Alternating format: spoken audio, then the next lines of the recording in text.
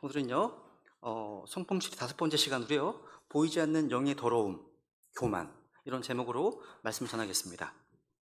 오늘 본문에 보시면요, 여기 이제 육의 더러움, 육과 영의 모든 더러움, 이런 표현 나오죠? 육의 더러움이 있고 영의 더러움이 있다고 말씀하고 있습니다. 육의 더러움은 이제 뭐 간음이나 도둑질과 같이 외적인 죄, 곧 행위로 드러나는 죄입니다. 영의 더러움은요, 보이지 않는 내면의 죄입니다. 즉, 마음과 태도와 동기, 생각의 영역에서 일어나는 죄입니다. 여기에는 교만, 거만, 자기의, 또 반역, 또 비방, 탐욕, 뭐 이런 것들을 말합니다. 바울은요, 육의 더러움뿐만 아니라 영의 더러움까지도 깨끗하게 해야 한다, 이렇게 말씀하고 있습니다. 성경에 그래서 뭐 교만한 영, 뭐 거만한 영, 이런 표현이 자주 등장하는 겁니다. 거만한 영은 우리의 태도와 자세, 마음의 높아짐을 말하죠. 그래서 오늘 저는 설교 제목으로 보이지 않는 영의 더러움, 교만이라고 정했습니다. 저는 오늘 다윗의 이야기를 좀 해보려고 합니다. 다윗이 누굽니까? 하나님께서 내 마음에 맞는 사람이라고 말씀하십니다. 내 마음에 맞는 사람, 하나님의 사람이었죠. 근데 다윗은 완벽한 사람이 아니었습니다. 다윗도 우리처럼 죄를 지었죠. 심지어 아주 큰 죄도 지었습니다. 많은 사람들이 이제 다윗이 저지른 가장 큰 죄가 뭐였을까라고 물으면 대부분 밧세바와 간음한 죄요 라고 말할 겁니다. 맞습니다. 그건 아주 큰 죄였습니다. 결혼한 여인을 범하고 그 남편 우리아를 주정태에 내몰아서 죽게 했으니까요. 그 죄로 인해서 다윗의 집안에는 큰 고통과 아픔이 끊이지 않았습니다. 아들이 아버지를 배반하고 가족 안에서 피비린내 나는 그런 분열이 일어났습니다. 그런데 이 죄가요, 다윗이 저지른 가장 큰 죄였을까요? 제가 설교 중에 언급한 적이 있습니다. 물론 그 바세바의 간음 사건은 충격적이 끔찍한 죄였습니다. 놀랍게도 성경은 또 하나의 사건을 우리에게 보여줍니다. 그 다름 아닌 이스라엘 백성의 수를 세는 인구조사 사건입니다. 인구조사? 듣기엔 굉장히 평범하고도 어떤 행정적인 일처럼 보여요. 오늘날로 치면 정부가 국민의 숫자를 파악하고 인구 통계를 내는 정도 생각할 수 있어서 뭐 아무 문제가 없어 보이기도 합니다. 그냥 백성 수를 세는 거니까요. 근데 그 인구조사로 인해서 이스라엘 백성 7만 명이 죽었습니다. 한 나라의 인구 7만 명이 하루아침에 죽는 엄청난 심판이 임한 겁니다. 도대체 왜 그런 일이 벌어졌을까요? 여러분, 이 인구조사는 단순한 어떤 행정적인 처리를 위한 것이 아니었습니다. 뭐 세금을 거두기 위해서거나 아니면 군사 작전을 준비하기 위해 어떤 전략적 판단도 아니었습니다. 그 배후에는요, 사탄의 선동이 있었고 또 보이지 않는 영의 더러움으로 교만이 도사리고 있었습니다. 하나님은 그 마음을 깨뜨려 보셨습니다. 겉으로 보기에는 그저 사람 수를 살린 것 같았지만 그 숫자 안에는요, 내가 다스리는 백성이 이렇게 많다, 이 나라가 이렇게 강하다, 내 통치 아래 얼마나 성장했는지 봐라, 뭐 이런 다윗의 어떤 영광, 자랑이 감추되어 있었습니다. 다윗은 이 순간 하나님께 묻지 않았습니다. 마음속 깊은 곳에서 자기를 드러내고 싶었습니다. 자신의 손으로 이루한 성과처럼 포장하고 싶었습니다. 하나님은 그 교만을 결국 가볍게 여기지 않으셨습니다. 결국 이 교만한 모습으로 인해서 이스라엘 백성들의 심판을 받아야 했고요. 다윗은 자신의 죄를 깨닫고 눈물로 회개하는 가운데 옆에 엎드리게 되는 사건이 벌어집니다. 오늘 이 시간 다윗이 무너졌던 그 작은 틈을 돌아보면서 우리 성경 친구들의 마음도 중심을 다시 주님 앞에 낮추어야 할 때라는 겁니다. 그럼 하나씩 한번 점검해 보겠습니다. 다윗이 지었던 두 가지 한번 비교해 보겠습니다. 먼저 다윗이 지었던 첫 번째 죄, 사무엘하 11장은 간음의 죄입니다. 이 죄는요, 감추려 해도 하나님은 다 보시죠. 이 다윗이 지은 가장 유명한 사건이 바로 이 사건입니다. 이 일은요, 단순히 어떤 실수나 유혹에 넘어간 사건이 아닙니다. 성경을 자세히 읽어보시면요, 이 사건은 철저히 계획되었고 또 계산된 죄였음을 알 수 있습니다. 사무엘하 11장에 보시면 그때는 이스라엘 전쟁 중이었습니다. 왕은 마땅히 전쟁터에 나가서 백성들과 함께 싸워야 할 때였습니다. 그 다윗은 전쟁터에 나가지 않고 왕궁에 남아 있었습니다. 그날 저녁 다윗은 자신의 왕궁 지붕에서 한 여인을 보게 됩니다. 그 여인은 목욕을 하고 있었고요, 성경 그녀가 매우 아름다웠다고 기록합니다. 다윗은요, 그 여인이 누구인지 알아보게 합니다. 그는 우리아의 아내 밧세바입니다. 다윗은요, 이 말을 듣고 여기서 스탑, 멈춰야 했습니다. 그죠? 그녀가 다른 사람의 아내라는 걸 알았으니까 돌아서야 했습니다. 근데 다윗은요, 그 사실을 알고도 사람을 보내서 그녀를 데려오게 하고 결국 간음을 범합니다. 그 후에 그 죄를 감추기 위해서 남편 우리아를 전쟁터에서 죽게 만드는 계략을 짭니다. 무슨 얘기냐면 하나의 죄를 덮기 위해서 또 다른 죄를 짓게 된 겁니다. 즉 여러분, 죄는요 결코 홀로 오지 않습니다. 하나의 죄를 감추기 위해서 또 다른 죄가 줄줄이 따라 나오게 되어 있습니다. 다윗은요, 밧세바가 임신했다는 소식을 듣고 그녀 남편 우리아를 급히 전쟁터에서 불러옵니다. 겉으로는 이제 안부를 묻고 보살피는 척 하지만 속셈은 하나였습니다. 우리아가 집에 가서 아내와 함께 시간을 보내게 해서 그러면 이제 아기가 내 아기가 아니라 우리아의 아기로 보일 거다. 하지만 우리아는요, 충직한 군인답게 자기의 동료들이 전쟁터에 있는 상황에서 집에 들어가지 않고 왕궁 문 앞에서 밤을 지새웁니다. 그러자 다윗은요, 그 어떤 계략이 통하지 않자 결국 마지막 수를 쓰게 되죠. 요압 장군에게 편지를 씁니다. 우리아를 가장 치열한 전투 가운데 두고 너희는 물러나라. 그를 죽게 하라는 거죠. 그죠? 그 편지를 우리아의 손에 쥐어보냅니다. 자신의 죽음이 적힌 편지를 들고 우리아는 전장으로 나가는 겁니다. 그리고 죽습니다. 이것은요, 하나의 죄가 불러온 연쇄 반응이에요. 욕망의 눈으로 시작된 죄가 간음의 행위로 이어졌고요, 거짓과 속임수로 감추려했지만 마침내 살인의 명령으로 끝맺었습니다. 그리고 아무도 그 실체를 몰랐어요. 왕이라면, 왕의 권력이라면 덮을 수 있다고 생각할 수도 모릅니다. 그러나 누가 보셨습니까? 하나님은 다 보셨습니다. 사무엘하 11장에 보시면 이런 말씀이 있습니다. 다윗이 행한 그 일을 주께서 기뻐하지 아니하시니라. 사람들은 몰라도, 왕궁의 벽은 다 가려져 있어도, 세상은 속아도 하나님은 다 보십니다. 여러분, 죄는요, 우리가 생각하는 것보다 훨씬 더 무섭습니다. 치밀합니다. 은밀하게 퍼져나갑니다. 나병처럼. 나는 괜찮아. 들키지 않을 거야. 나는 왕이니까. 이런 생각이 하나님의 경고를 무시하게 만들고요, 말씀 앞에 자신을 숨기게 만들고 결국 심판 앞에 서게 만드는 겁니다. 이 사건은 오늘 우리에게도 말합니다. 작은 방심이요, 큰 죄를 불러온다는 사실 말입니다. 여러분, 이 간음 사건으로 누가 죽었습니까? 우선 충직한 군인이었던 우리아가 전쟁터에서 죽임을 당했습니다. 그리고 간음으로 태어난 아기도 죽었습니다. 여기서 끝나지 않았습니다. 그 죄의 파급력은요, 다윗의 가정 안으로 깊숙이 스며들어갑니다. 그 가정 안에 분열과 비극이 시작되어서 다윗의 아들 암논이 자기의 이복 여동생 다말을 욕보이고 그로 인해서 다말의 친오빠 압살롬이 칼을 빼듭니다. 복수심에 불타서 암논을 직접 죽이죠. 이후 압살롬은요, 다윗을 향한 반역의 칼날을 이제 품습니다. 아버지를 몰아내고 왕이 되기 위해서 쿠데타를 일으킵니다. 그리고 전쟁터에서 비참하게 죽습니다. 이렇게 다윗이 저질렀던 이 한 번의 죄로 인해서 직접적으로 죽은 사람만 우리야, 또 태어난 아기, 암논, 압살롬 최소 4명입니다. 이것이 바로 죄의 대가입니다. 여러분, 죄는 결코 자기 혼자만 망치고 끝나지 않습니다. 죄는 다른 사람들까지도 함께 고통받게 합니다. 즉, 내가 지은 죄는 나만 영향을 주는 것이 아니라 그 결과가 점점 퍼져나간다는 거예요.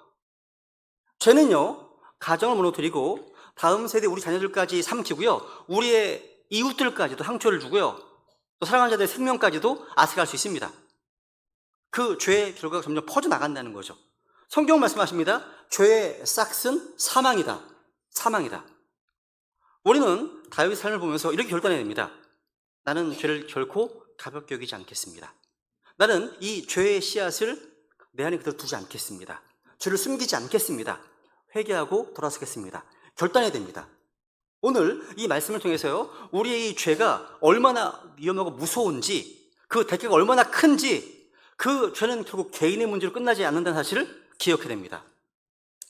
근데 여러분, 이 간음은요, 육의 더러움으로 육신의 죄입니다.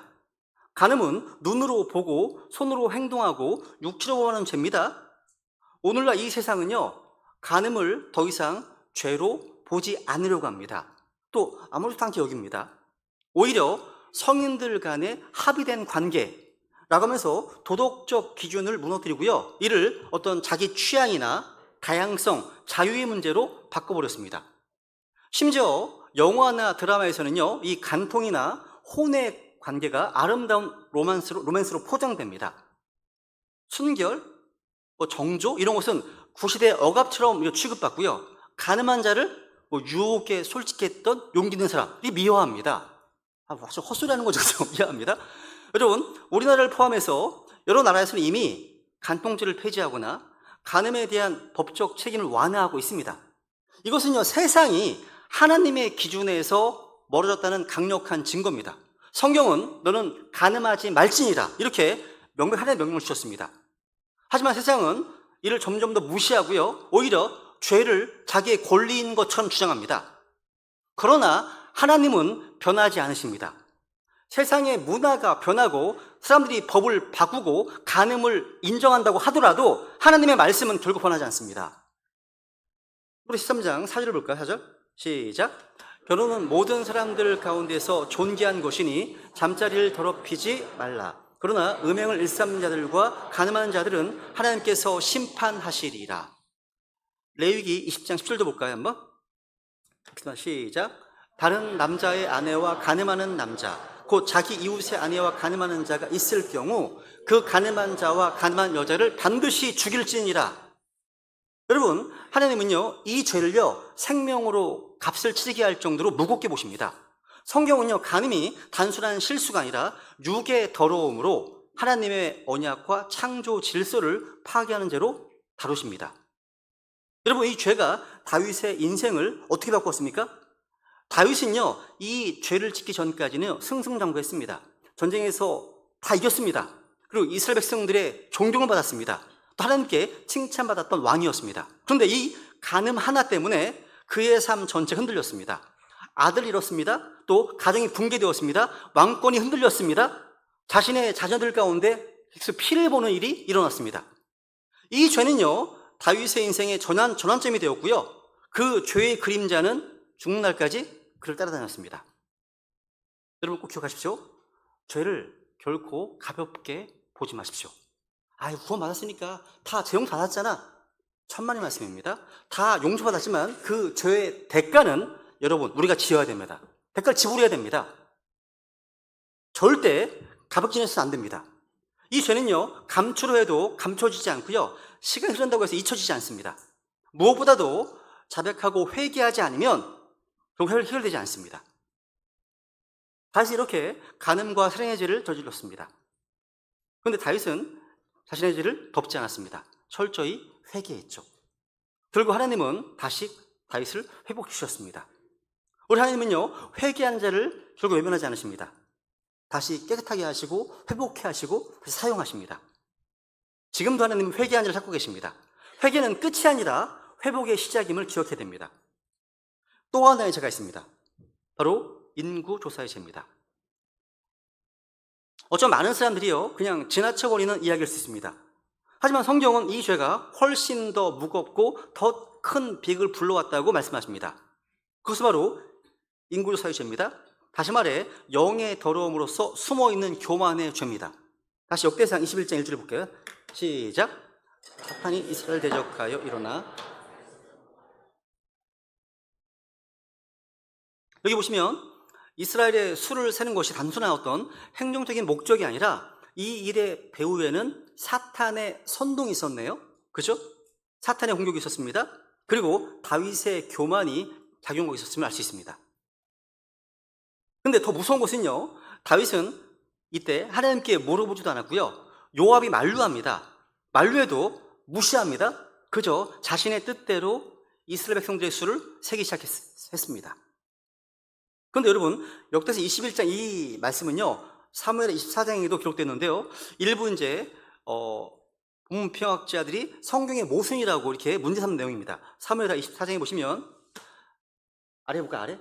시작. 다시 주의 분노가 이스라엘을 향해 타올라 그분께서 그들을 대적하려고 다윗을 움직이사 가서 이스라엘과 유다의 수를 세라 말하게 하심으로. 서로 다르죠? 역대상에서는 사탄이, 또 사무엘 24장에서는 그분께서라고 되어 있습니다. 여러분, 이것은요 모순이 아닙니다. 하나님께서 징계의 도구로 사탄도 사용할 수 있음을 보여주는 겁니다. 중에서는요 범죄한 이스라엘을 향한 분노가 타오르셨습니다. 이스라엘을 치시기 위한 도구로 사탄을 이용하신 겁니다. 이 일을 돕기 위해서 다른 예를 든다면 욥을 욥을요. 사탄이 욥을 시험하기 원했습니다. 근데 그것도 하나님의 허락이 있어야만 시험할 수 있었죠. 하나님께서 직접 욥을 치지 않으셨지만 사탄이 욥을 시험하도록 허락하심으로써 하나님의 주권을 행사하셨습니다. 같은 맥락입니다. 그렇다면 하나님께서 왜 이런 방식으로 일하실까요? 주님께서는요 자신의 백성의 죄를 다루실 때, 또 지도자들의 교만과 은밀한 죄악을 다루실 때 직접적으로 개입하지 않으시고 때로는 사탄이나 대적을 사용하거나 또는 고난이라고 하는 도구를 사용하심으로써 징계하십니다. 그래서 그들에는 깊은 곳까지 다루기 원하시기 때문입니다. 다윗은요 당시 하나님께 묻지 않고 독단적으로 자신의 판단만을 의지해서 인구조사를 명령했습니다. 다윗의 마음에는요 내가 이룬 왕국이 얼마나 크고 강한지, 얼마나 많은 병력이 있는지 확인하자는 군사력과 국력에 대한 자만심과 의존이 자리 잡고 있었습니다. 근데 하나님은요 다윗의 내면에 있는 그 은밀한 교만을 드러내시기 위해서 사탄이 다윗을 선동한 허락하심으로써 그 결과 이스라엘 전체에 공의로운 징계가 임하게 된 겁니다. 그러니까 이 징계는 단순한 형벌이 아니라 이스라엘과 다윗을 향한 하나님의 훈육이었고요, 깨달음의 도구였다는 사실. 여러분, 다윗이 행했던 인구조사 자체는 죄가 아닙니다. 모세도 민수기 보시면 하나님의 명령으로 인구조사를 했거든요. 그런데 동기가 달랐습니다. 다윗은요 단순한 통계를 위해서가 아닙니다. 행정의 효율성 때문이 아닙니다. 진짜 이유는 마음속 깊은 교만이었습니다. 내가 이룬 왕국이 얼마나 커졌는지, 내가 다스리는 백성이 얼마나 되는지, 내 치세 동안 얼마나 강성했는지를 확인하고 싶었던 것입니다. 즉 다윗은요 하나님의 은혜, 능력이 아니라 자신의 성취와 권세를 확인하려 했습니다. 하나님의 은혜로 이루어지는 왕국을 자기 능력의 결과로 착각한 것입니다. 이게 여러분 숨겨진 교만의 실체예요. 여러분, 다른 사람은 몰라도요 하나님은 아십니다. 겉으로 보기에는 아무 문제가 없어 보여도요 하나님은 그 동기를 보십니다. 주께서는 이런 교만을요 결국 가볍게 다루지 않으십니다. 역대상 21장 7절에 보세요. 7절에 보시면 하나님께서 이 일을 불쾌히 여기셨으므로 이스라엘을 치심해. 하나님은요 다윗 한 사람의 마음에 있는 그 교만, 그 내면의 동기와 태도를 불쾌히 여기셨습니다. 그래서 결과는 충격적입니다. 상상을 초월합니다.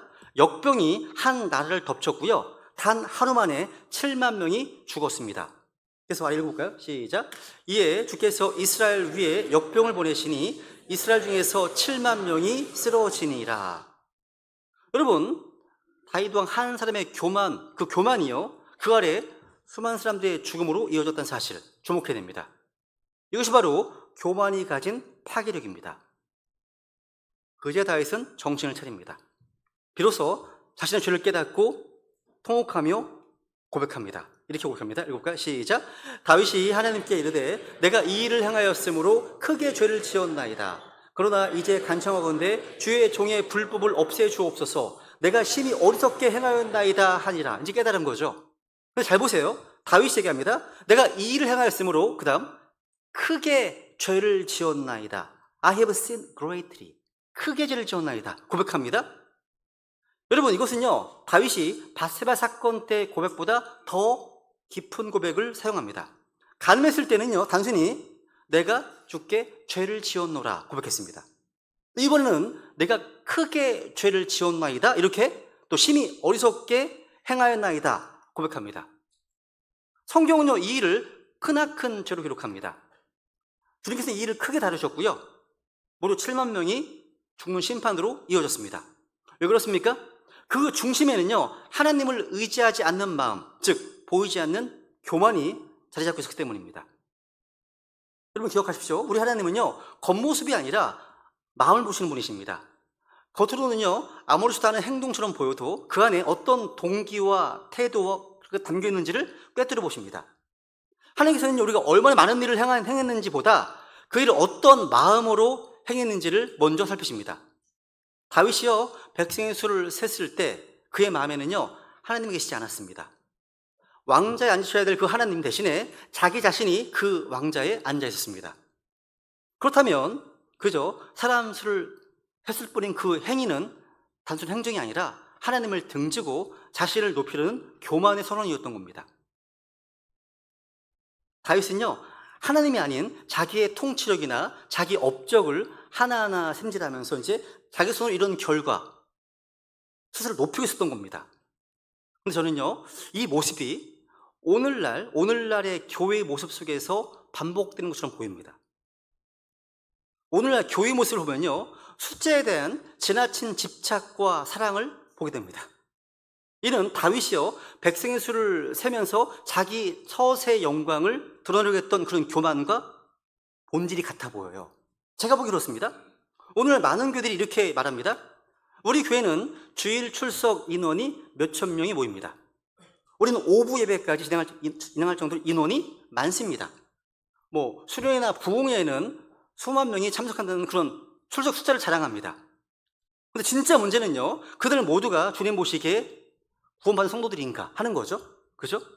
또는 올해 전도한 사람, 올해 구령한 사람이 3,000명입니다. 아니면 나는 지금까지 2만 명을 구령했습니다. 올해 침례받은 사람이 몇 명이고 이번 거리전도에서 몇 명이 영접했는지 전도 및 구령의 숫자를 강조하기도 합니다. 복음 전도는요, 칭찬받아 마땅하지만 이 숫자가 자랑의 근거가 된다면 그 뿌리에 뭐가 있는 겁니까? 교만이 도사릴 수 있습니다. 또는 올해 선교 헌금이 몇 억을 넘겼습니다. 저희 교회는 매년 얼마를 선교와 구제에 사용합니다. 또 건축 헌금이 넘쳐서 새 교회를 지었습니다. 이런 헌금과 재정 규모를 과시합니다. 우리 하나님께서는요, 많이 드린 것보다 어떤 마음으로 들었는지를 보시잖아요. 그죠? 또는 우리 교회는 만석 이상 수용 가능한 대예배당이 있습니다. 지하에는 헬스장이 있고 카페가 있고 북카페가 있고 뮤직홀이 있고 키즈 카페가 있다. 이런 것을 자랑합니다. 또 세계에서 가장 큰 교회당을 건축 중입니다. 이런 건물과 시설을 자랑하기도 합니다. 교회는 건물이 아니라 그리스도의 몸으로서 예수님의 피로 구원받은 성도들의 모임이잖아요. 그죠? 또 이렇습니다. 저희 교회 유튜브 구독자 수는 몇만 명입니다. 또 라이브 스트리밍 시청자가 매주 몇천 명입니다. SNS 좋아요, 팔로워 수가 폭발적으로 늘고 있습니다. 이런 온라인 사역의 수치를 과시하기도 합니다. 또는 우리는 한국 최대 교단의 소속 교회입니다. 목사님이 총회장이시고 학장이시고 박사학위가 몇 개가 있습니다. 또 국회의원이, 시장이 우리 교회에 출석합니다. 이런 교단 및 타이틀, 외적 어떤 권위를 자랑합니다. 우리 하나님은요, 사람의 어떤 직함이 아니라 마음의 겸손함을 원하십니다. 오늘 본문에서 다윗이요, 이스라엘 백성의 수를 셀 때 하나님은 그 마음의 동기와 자랑의 중심을 문제 삼으셨습니다. 오늘날 교회와 사역자들도 마찬가지가 아닐까 생각합니다. 우리 하나님께서는요, 우리가 이런 결과보다 어떤 마음으로 그것을 이루었는지를 먼저 보십니다. 물론 하나님께서요, 복 주셔서 더 많은 사람이 복음을 듣고 있고 더 넓은 곳으로 복음을 전파되고 있다면 그건 참으로 감사하고 기뻐해야 될 일이죠. 문제는 그 숫자를 말하는 우리의 마음입니다. 그 숫자가 하나님의 은혜를 증거하는 통로가 돼야 되는데 자기의 사역을 과시하는 자랑의 무대가 되고 있지 않느냐 이거죠. 혹시 내 마음속에 내가 이렇게 잘하고 있어, 내 사역이 이 정도 수준이야, 내가 한 것 좀 봐, 이런 생각이 스며들고 있다면 그 순간 우리는요, 다윗이 인구를 하면서 범했던 그 교만의 죄와 본질적으로 같은 길을 걷고 있는 겁니다. 우리도 마찬가지예요. 복음 전도의 열매나 사역의 성장, 온라인 사역의 확산 등 그 모든 것을 말할 때 그것이 하나님의 은혜입니다. 하나님의 은혜를 자랑하는 감사의 표현인지 아니면 자기의 어떤 공로를 과시하는 교만의 언어인지 항상 점검해야 됩니다. 오늘날 라오디게아 교회들의 수많은 말씀 사역이요, 참 안타깝습니다. 어떤 영적인 깊이, 말씀의 깊이보다 이 말씀이 얼마나 많은 사람들에게 노출되고 있는지, 얼마나 큰 반응을 얻을 수 있는지 집중하고 있습니다. 그래서 자극적인 제목이나 어그로를 끌려고 하는 여러 시도들을 합니다. 좋아요 수나 댓글 수, 조회수, 출석자 수, 헌금 액수 등등 이런 숫자의 홍수 속에서 본질은 사라지고 사람의 영광, 인간의 영광이 그 중심 자리를 차지하고 있지 않은지 생각하게 됩니다. 여러분, 숫자는 도구예요. 은혜 열매입니다. 근데 그 숫자가 하나님의 은혜와 영광을 드러내는 통로가 아니라 인간의 이름을 높이는 모건의 자랑이 되는 순간 그건 우상이죠. 우상이 됩니다. 숫자가요, 하나님을 향한 진심 어린 감사와 고백이면 좋겠습니다. 그것이 사역의 우월함을 비교하는 수단이 되고 자기 자랑의 은근한 어떤 무대가 된다면 그것은 다윗이 인구를 셌던 그 죄와 다를 바가 없는 거예요. 하나님은 언제나 우리의 중심을 보십니다. 하나님 이렇게 말씀하셨죠. 이사야를 통해서 이사야서 66장 2절입니다. 보시면 나는 이런 사람 곧 가난하고 통회하는 영을 가진 자, 그 다음 내 말에 떠는 자를 보살피리라. 여러분, 우리는요 숫자를 세는 사람이 아니라 하나님 말씀 앞에서 떠는 사람이 되어야 됩니다. 겸손으로 시작했지만 숫자에 대한 자랑으로 무너지는 사역자가 되지 말고 눈에 보이는 숫자를 넘어서 주님만 높이는 그런 사람들이 되어야 됩니다. 다시 말씀드리지만 여러분, 숫자 자체는 죄가 아니에요. 구령한 숫자, 헌금의 액수, 모인 사람의 수, 영상의 조회수, 다 이 모든 것은 하나님의 은혜의 열매입니다. 문제는 그 숫자를 통해서 내가 얼마나 이뤘는지, 얼마나 잘하고 있는지 사람들에게 보여주고 싶은 마음이 슬며시 마음속에 자리 잡기 시작할 때입니다. 그 숫자 뒤에 하나님의 은혜가 아니라 내 공로가 있고 내 수고와 내 능력을 자랑하고 싶은 마음이 숨어 있다면 그거는 위험한 교만의 시작일 수 있다는 사실. 그래서 여러분, 성경은 왜 영의 더러움으로서의 교만이라는 죄가 육의 더러움보다 더 무섭고 깊은 죄라고 말할까요? 오늘 본문을 다시 보세요. 7장 1절입니다. 시작.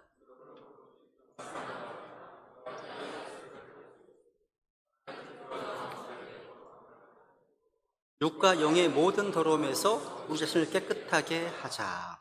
여러분, 성경은 더러움의 두 가지 종류가 있다고 말씀하십니다. 육의 더러움, 또 영의 더러움입니다. 간음죄는요, 육의 더러움, 육의 죄입니다.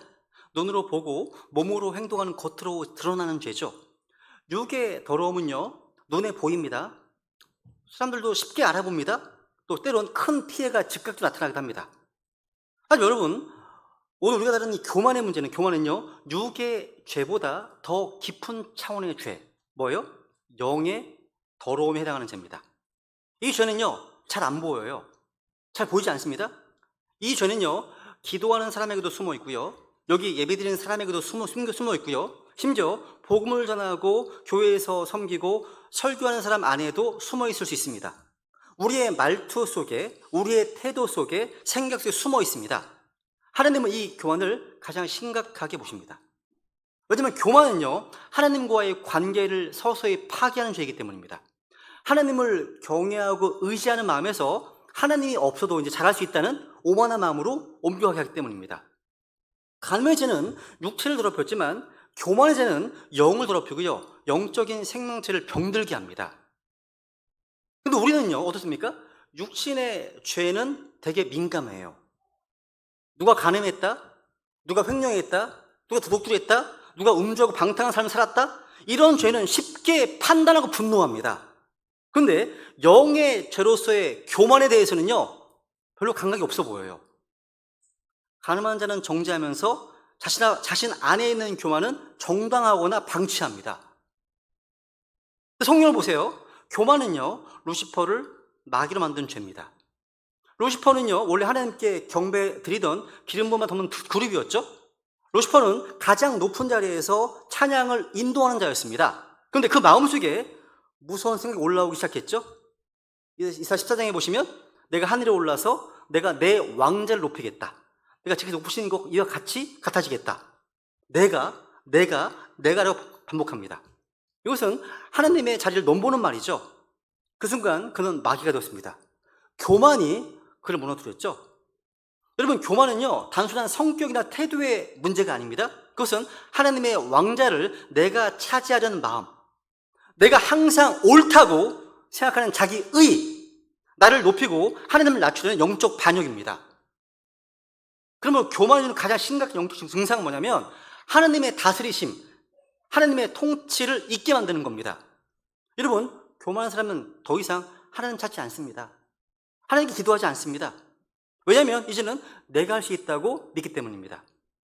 성경에는요, 이 교만의 무서운 결과를 생생히 보여주는 장면이 있습니다. 바로 여호수아 6장과 7장, 여리고 전투의 대승리와 아이성 전투의 참패입니다. 여러분, 여호수아 6장에 보시면요, 겸손하게 하나님의 다스림 아래에서 승리를 기록하고 있습니다. 여리고라는 난공불락의 도시를 향해서 이스라엘은 무기를 들지 않았습니다. 하나님의 말씀만 붙들었습니다. 여호수아 6장 2절에 보세요. 2절 읽어볼까요? 시작. 주께서 여호수아에게 이르시되 보라, 내가 여리고와 그곳의 왕과 강한 용사들을 내 손에 넘겨주었나니. 주님께서 먼저 말씀하십니다. 그리고 그곳을 내 손에 넘겨주었다. 이미 승리는 결정된 겁니다. 누가 싸웁니까? 하나님이십니다. 이스라엘은 순종만 하면 되는 거예요. 주님께서 시키시는 대로 매일 여리고 도시를 한 바퀴씩 돕니다. 마지막 날에는 7번을 돌고 나팔을 불고 외치라고 하시면 외치면 됩니다. 끝. 이 전쟁의 주어는 하나님이셨습니다.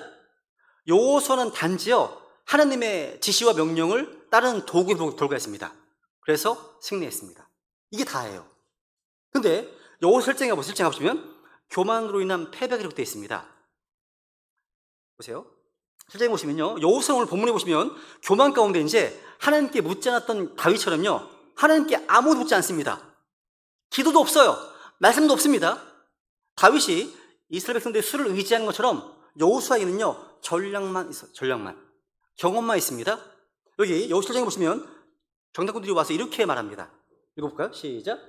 여호수아에게 돌아와 그에게 이르되 온 백성을 올라가게 하지 마시고 2-3천 명만 올라와 아이를 치게 하소서. 그들은 수가 적으니 온 백성이 거기서 수고하게 하지 마소서 하므로. 아니, 이스라엘에서는 무슨 생각이 들었을까요? 우리는 여리고도 이겼잖아. 아이 정도야 뭐 진짜 아이 같잖아요. 그죠? 이게 바로 교만입니다. 하나님의 도우심 없어도 할 수 있다고 착각하는 거죠. 결과는요, 어땠습니까? 아이라는 도시에서 참패를 당합니다. 처참하게. 여호수아 5절 보시면 그때 이스라엘 백성들의 마음이 노가 물같이 되었다, 이렇게 증언합니다. 여러분, 교만한 사람의 특징은요, 하나님의 개입을 잇는 거예요. 기도하지 않습니다. 말씀을 구하지 않습니다. 상담이나 조언도 받지 않습니다. 왜냐하면 내가 할 수 있다고 착각하기 때문이에요. 내가 할 수 있으니까. 이게 오늘 본문 다윗과 똑같지 않습니까? 근데 기억하십시오. 우리 하나님께서는요, 우리가 하나님을 구하는 동안에만 우리를 번영하게 하십니다. 하나님을 뭐 하는 동안요? 구하는 동안에만. 역대하 26장 5절입니다. 시작.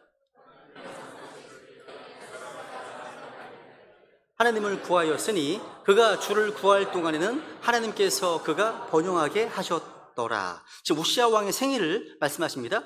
여기 언제까지요? 그가 주를 구할 동안에만. 주를 구할 동안에만. 근데 우시아는 교만해졌습니다. 성전들과 제사장만 할 수 있는 일을 하려다가 하나님의 징계를 받아서 나병 환자가 되어 죽었습니다. 우리는 어떻습니까? 우리는 처음에는요, 다윗처럼 여호수아처럼 두렵고 떨리는 마음으로 하나님 어떻게 해야 됩니까? 하나님 도와주셔야 합니다. 이런 고백이 입술에 자주 가득했습니다. 그런데 시간이 지나면서 조금씩 경험이 쌓이고 구원의 연수, 사역의 연수가 늘어나고 사람들에게 인정과 칭찬을 받기 시작하면서 어느새 마음속에 이제는 나도 좀 할 줄 알아. 이쯤은 이제 내 힘으로도 할 수 있어. 이런 생각이 스며들기 시작하면서 기도하지 않습니다. 말씀에 대한 갈급함이 무너집니다. 말씀을 의지하지 않습니다. 근데 그게 바로 교만의 시작입니다. 겉으로는 이전보다 더 열심히 섬기고 있을지 몰라도요, 주님께 묻지 않는다면, 하나님을 의지하지 않는다면 그 자리는 더 이상 믿음의 자리가 아니라 교만의 자리인 겁니다.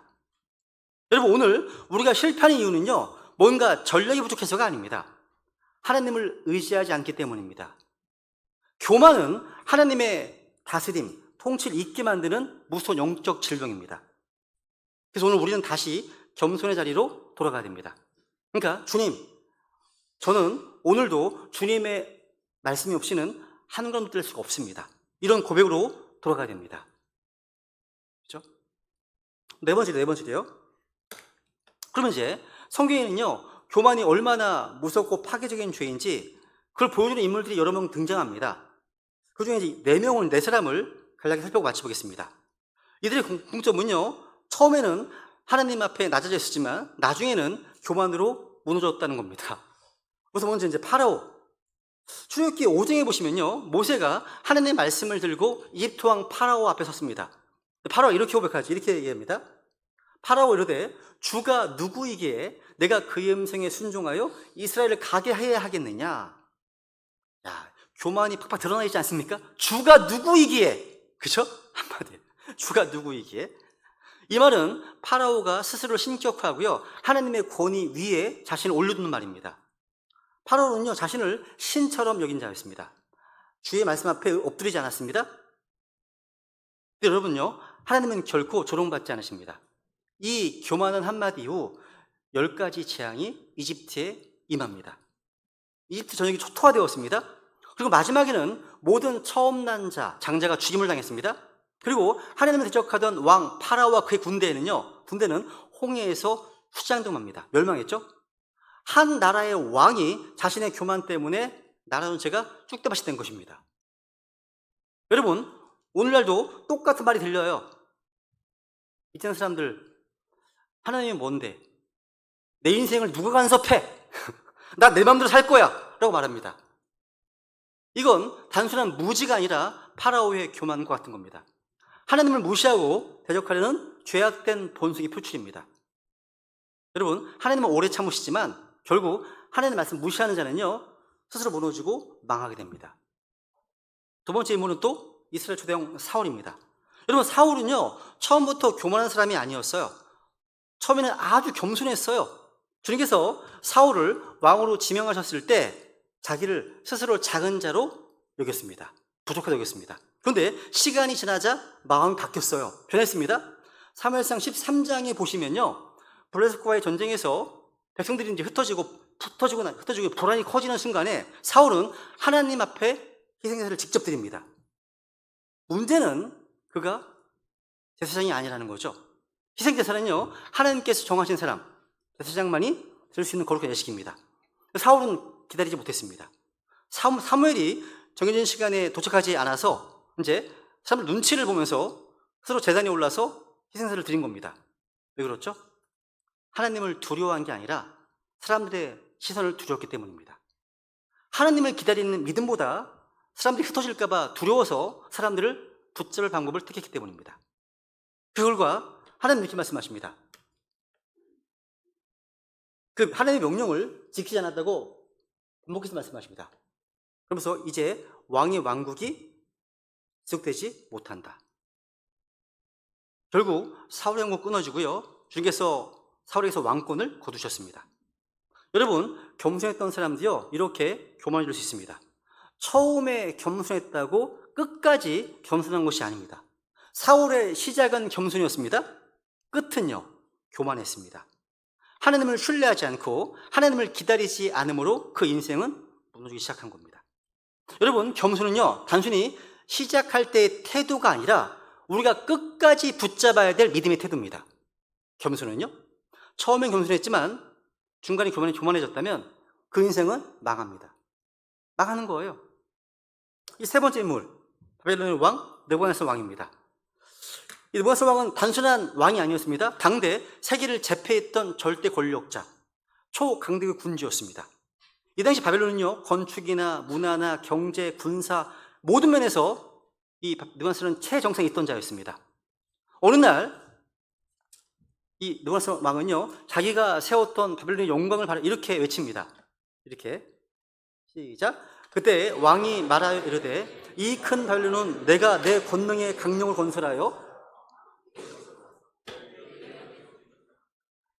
와, 무슨 말입니까? 이 모든 것은 내 것이다, 내가 해냈다, 내가 이룬 것이다 라고 하는 겁니다. 이게 겉으로 보기엔 당연한 자부심처럼 들릴 수 있지만요, 그 말 속에는요, 하나님은 없고 자기만 있는 영의 더러움, 교만이 자리 잡고 있는 겁니다. 근데 성경이 이렇게 말씀하십니다. 그 말이요, 왕의 입이 있을 때 하늘에서 음성이 내려왔습니다. 그 왕국이 내게서 떠났느니라. 심판이 즉각적으로 임했습니다. 그리고 이 왕의 정신이 떠났습니다. 또 사람의 마음이 사라지고요, 짐승의 마음으로 바뀌었습니다. 왕궁에서 쫓겨나서요, 들판에서 짐승처럼 풀을 때리면서 살았습니다. 머리카락은 독수리 깃털처럼 바뀌고 손톱은 새 발톱처럼 자라났습니다. 이 비참한 상태가 무려 7년 동안 지속되었습니다. 세상의 왕이었고 절대 권력자였던 사람이 하룻밤 사이에 짐승보다 못한 존재로 전락한 겁니다. 그러다가 비로소 이 왕은요, 하늘을 우러러보면서 하나님을 인정하고 하나님께 영광 돌립니다. 보세요, 한번 이렇게 얘기합니다. 시작. 이제 나 느부갓네살은 하늘의 왕을 찬양하고 칭송하며 공경하노라. 그분의 모든 일은 진리이고 그분의 길들은 판단의 공의이니 그분께서는 교만하게 걷는 자들을 낮추실 수 있느니라. 그제야 정신이 돌아왔네요. 왕위도 회복되었습니다. 명예도 회복되었습니다. 여러분, 느부갓네살 왕의 교만은요, 내가 이룬 것이다 라는 말에서 시작되었습니다. 근데 우리는 늘 이렇게 고백해야 됩니다. 하나님 없이 내가 이룬 것은 아무것도 없습니다. 모든 것이 하나님의 은혜입니다. 다 은혜입니다. 이런 고백이요. 그죠? 이것만 아닙니다. 십자가 위에 두 강도 기억하십니까? 누가복음 3장에 보시면요, 예수님과 함께 십자가에 못 박혔던 두 명의 강도가 나오죠. 이들은요, 같은 장소에 있었고 똑같은 상황이 있었습니다. 같은 죄인이었고 같은 고통과 같은 형벌을 받으면서 같은 죽음을 눈앞에 두고 있었습니다. 무엇보다도 같은 예수님을 지금 마주하고 있었습니다. 그렇죠? 그런데 이 두 사람의 영원한 운명은 극명히 갈라집니다. 왜입니까? 그 차이는 오직 바로 하나입니다. 교만과 겸손의 차이였습니다. 한 강도는요, 예수님 향해서 이렇게 조롱하며 말합니다. 여단의 범죄들 중 하나는 그분을 욕하며 이르되 네가 만일 그리스도이거든 너 자신과 우리를 구원하라 하였으나. 네가 만일 그리스도거든 너 자신과 우리를 구원하라. 그는요, 자신의 죄를 인정하지 않았습니다. 심지어 죽어가는 순간까지 자신을 정당화하면서 예수님을 욕하고 조롱합니다. 이것이 바로 교만한 자의 자세입니다. 이 강도는요, 자기 죄를 보지 못했습니다. 자신이 지금 심판받아 마땅한 죄인이라는 사실조차 인정하지 않았습니다. 그런데 다른 강도는요, 완전히 다른 모습을 보였습니다. 먼저 자기의 죄를 정식 인정합니다. 읽어볼까요? 시작. 우리는 우리가 행한 일에 대한 응분의 대가를 받으니 참으로 공정하게 정죄를 받지만 이 사람은 어떤 부당한 일도 행하지 아니하였느니라 하고 예수님께 이르되 주여 주께서 주의 왕국으로 들어오실 때 나를 기억하옵소서 하매. 지금 여러분 보세요. 지금 뭐냐, 자기 죄를 정당히 인정하죠, 그죠? 인정합니다. 그리고 지금 예수님을 자신의 주님으로 믿음으로 고백합니다. 네.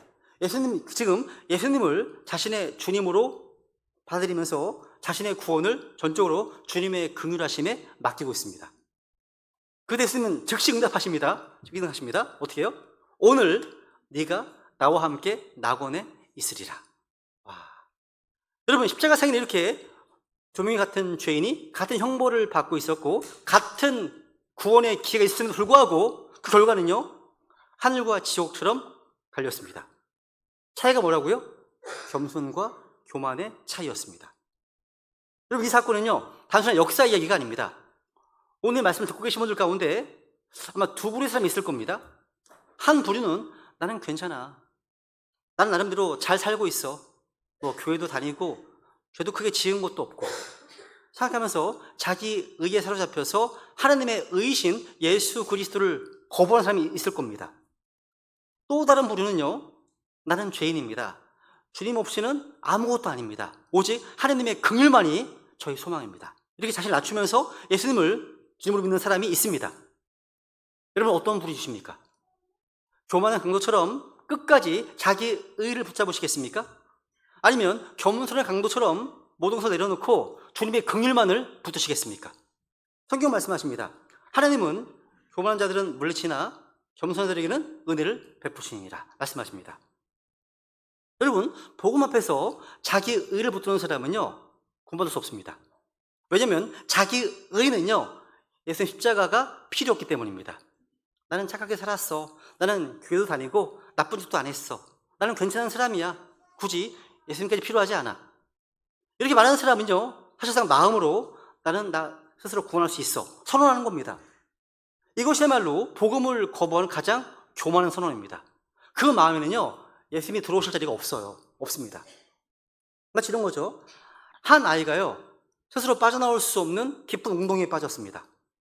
구조대가 밧줄을 내리면서 이걸 붙잡아. 우리가 너를 끌어올려줄게. 외칩니다. 그런데 아이가요, 아니요. 저는 혼자 나갈 수 있어요. 전 강하니까요. 이렇게 말합니다. 그럼 이 아이는요, 구원자가 필요 없다고 말하는 것 같은 거죠. 아무리 구조대가 있어도요, 아이가 밧줄을 붙잡지 않으면 붙을 수가 없습니다. 그죠? 복음도 마찬가지예요. 예수님은 죄인을 구원하기 위해서 십자가에 피 흘려 죽으셨지만 우리가 자신의 죄를 인정하지 않고 자기 힘으로 자기의 도덕과 윤리로 구원할 수 있다고 착각한다면 복음이 안 됩니다. 복음은 아무 능력이 없는 겁니다. 진정한 회개는요, 자기 죄를 인정하고 자신은 이 죄 문제에서 빠져나올 수 없습니다. 하나님의 긍휼이 아니면 저기는 아무런 희망이 없습니다. 이런 겸손한 마음이 시작되는 겁니다. 지금 두 강도는 우리에게 말하고 있습니다. 한 사람은 교만으로 멸망했고 한 사람은 겸손으로 구원받았습니다. 천국과 지옥을 가는 것은 그들의 행위가 아니라 그들의 마음의 자세, 곧 겸손과 교만의 차이였습니다. 여러분은 어느 쪽에 서 계십니까? 이제 말씀을 맺겠습니다. 오늘 우리는요, 다윗이 범한 두 가지 죄를 비교하면서요, 보이지 않는 교만, 영의 더러움이 얼마나 무섭고 심각한 죄인지 살펴봤습니다. 간음은 육의 더러움이고요, 또 외적으로 드러나는 죄지만 인구조사는요, 교만이라고 하는 더 깊은 영의 더러움이었습니다. 겉으로는 숫자를 세는 일이었지만 그 배후에는 사탄의 선동이 있었고 그 안에는요, 내가 얼마나 대단한가 하는 자기 자랑과 자기 영광이라고 하는 위험한 교만을 더하고 있었습니다. 우리 하나님은 중심을 보시는 분이십니다. 다윗의 중심을 보셨고 파라오의 교만을 꺾으셨고요, 사울의 자만을 드러내셨고 느부갓네살 왕의 높아진 마음을 지능처럼 낮춰주셨습니다. 또 십자가 위에 있는 한 강도는 교만으로 망했고요, 다른 한 강도는 겸손으로 구원 얻었습니다. 이제는 우리 차례입니다. 우리 차례예요. 혹시 오늘 말씀을 드리면서 주님께서 우리 안에 숨어있던 교만을 보여주셨다면, 내 섬김 속에 또 내 기도 가운데 내 열심과 사역 가운데 자기 의와 자기 자랑과 자기 영광이 은밀하게 숨어있음을 보여주셨다면 우리 이 시간 다윗처럼 마음을 찢는 회개로 나아가기 원합니다. 이렇게 자백하시면서 주님 앞에 결단하시면서 주님께 은혜를 구하겠습니다. 기도하시겠습니다.